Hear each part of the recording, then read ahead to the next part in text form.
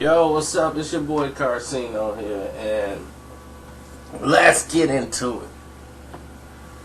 This is the truth between the real beef between Safaree and Meek Mill. See, y'all, the public is just being brought into light on what was been going on for a long time. When Safaree had problems with Meek,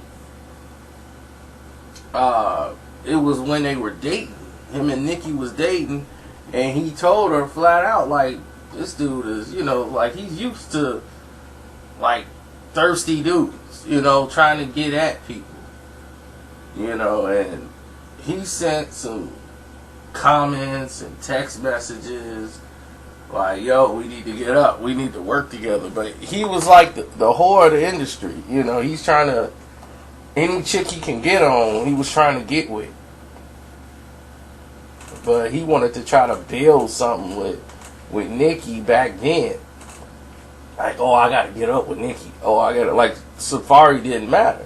So Safaree brought it up to her attention, like, look, I can address this, or I'm gonna let you do it. And she's like, no, don't get, don't get involved. He ain't nobody, like, come on, please. Like, he's not at that level for me to even consider something like that. So she was like, you ain't got nothing to worry about with Meek Mills. Like, that's nothing. Like, if I do anything, like, production-wise with him, it's just business. Like, don't buy into it. So, all of a sudden, Meek Mills reaches out through another dude, who I don't want to bring his name up into the situation. But he bridged a certain friendship with somebody who he might be slight dissing to try to ease his way in to get to Nicki. Now,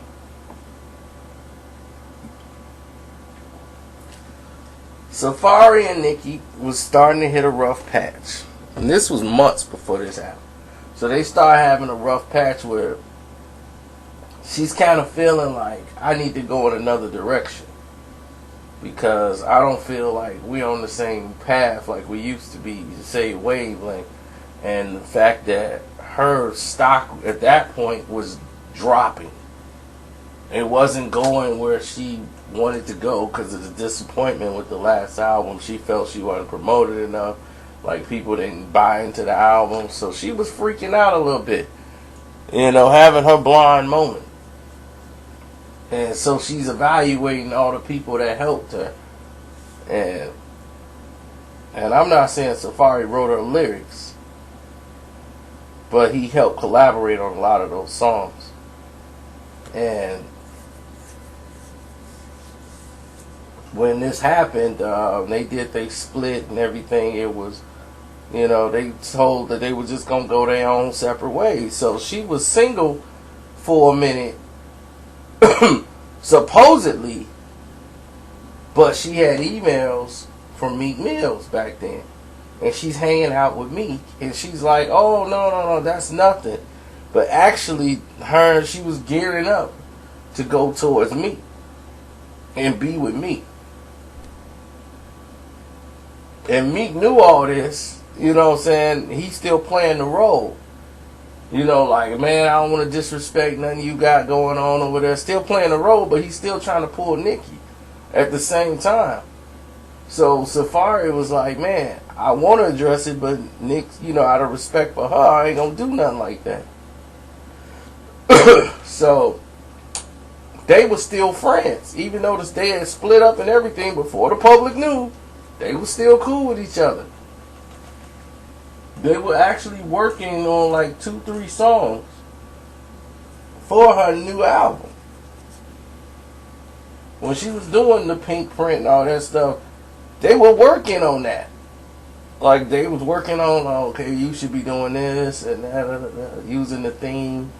Safaree worked with her on like a couple of those songs, and then they just was like, we gonna do our separate thing. And she's like, you do your career, you get out there and do your thing, and I'm gonna support you, and you we still cool. You know, we ain't gonna be like them other people that you see all on Twitter and all that stuff. We ain't gonna be like them. So when that happened, and then she's seeing, I'm fast forwarding months, albums completed, albums out, and basically all the songs are talking about him on the record. And he's listening to the record like, wow. Like you doing all this, and then Meek Mills is, right there. You basically tarnishing him before he can even come out and have a career or try to establish his career. He didn't want to have to do what he did to come out and, talk about Nicki and all this. But he's like, well, you just did what you said we weren't going to do. Then you say, oh, Meek Mills is nothing, just don't worry about it. Now all of a sudden, you with this guy before I'm even out. So now it's damaging to me before anything can even come forward. This is damaging to me. So then rumors start circulating that he got a sex tape of Nicki, and he trying to shop it and sell it. So Nicki's pissed. So she's calling him, leaving him messages like, "How? I can't believe that you gonna be that petty. You gonna try to do that to me and ruin me and bring my career down." And her mother calling him, and all this stuff, calling Safaree. And Meek Mill's like, "I'll beat his ass." You want me to beat his ass? I'm serious. He's like, we'll go to his tour show, whatever show he gonna be at, and then we'll just beat his ass. And she's like, nah, we ain't going that route. So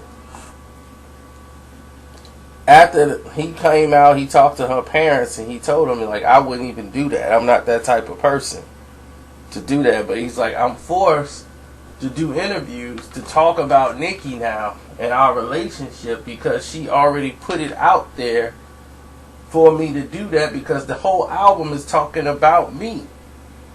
And then she's dating this Meek Mills guy. And everybody's like, oh, she's cheating with Meek. So now he's writing the mix of it. So he's doing interviews, defending himself, putting out the song, telling his side of the story on what he was doing and how he felt about the situation. The Nas kids, we all heard the song by now. And so, as a throwback jab, Meek Mills is going to put out the videotape of him back when he was breakdancing. He was a dancer. And him shaking his booty and all that stuff. Like, for us, that's a no-no. Like, we won't be doing no twerking like that. No, that's just not.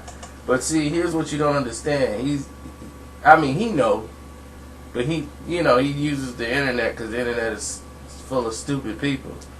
They're gonna just, oh, he gay, But he's Jamaican, and if you've ever been to a club where they're islanders. And I've been in clubs where you won't understand the language. And these people are blacker than you. They'll come in with a whole white suit on with airbrush Bart Simpson on the back. And they hip hop.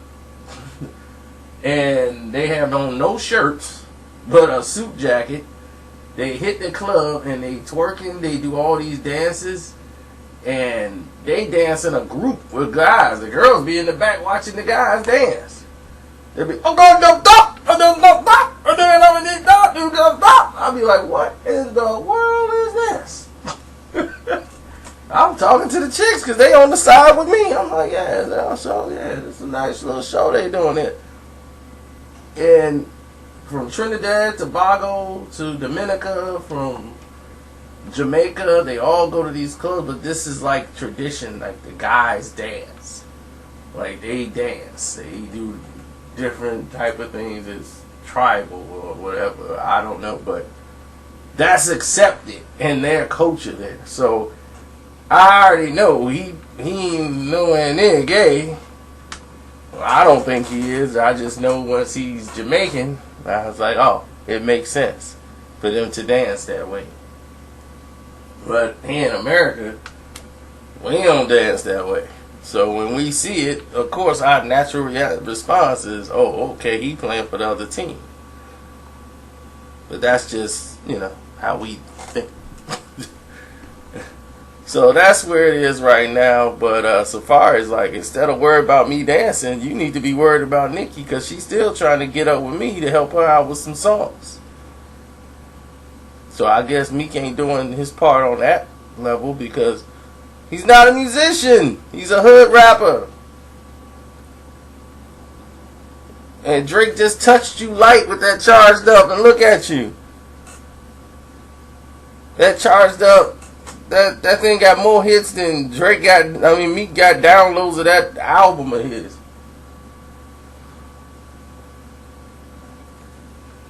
I mean, I don't want to make this a bash Meek Mill's day, but this Meek Mills is not like a great rapper. He's just not. He's just a bunch of bars of nothing. And the way people, I'm like, how could you not see this?